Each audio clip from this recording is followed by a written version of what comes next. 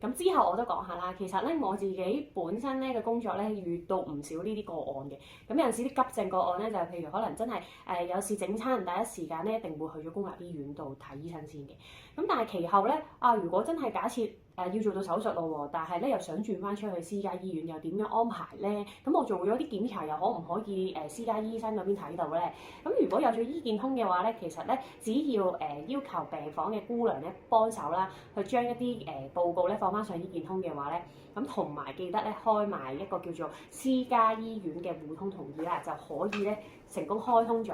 咁然後咧就會收到一個 message 啦，咁嗰個 message 入邊就會提到一個醫健通嘅號碼。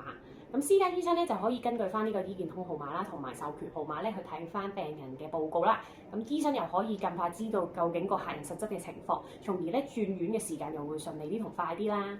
咁而授權號碼係可以喺邊度睇到嘅咧？咁咧我哋只要上翻醫健通呢個 Apps 入面啦，左上角咧其實有個叫做選單嘅，咁我哋 click 入去之後咧就會見到個人資料同埋互通同意嘅，然後咧我哋就揀翻個人資料啦，就可以睇到授權號碼噶啦。咁而授權號碼咧其實係一個8位數字嘅號碼嚟嘅。